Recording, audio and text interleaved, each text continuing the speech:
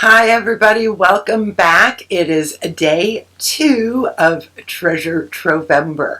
If you are just finding out about this challenge, I encourage you to go back and watch the welcome on day 1 where things are explained.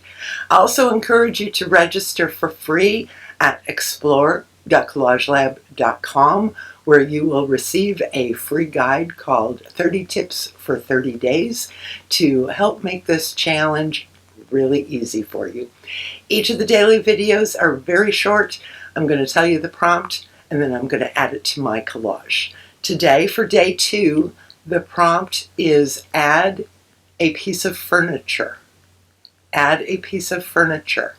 If you can't find an image of furniture to cut out, you can draw it or paint it or scribble it in the corner. Even if you can't draw, I think anybody can draw a table. So just saying. So add a piece of furniture to your collage and then come back tomorrow for day 3.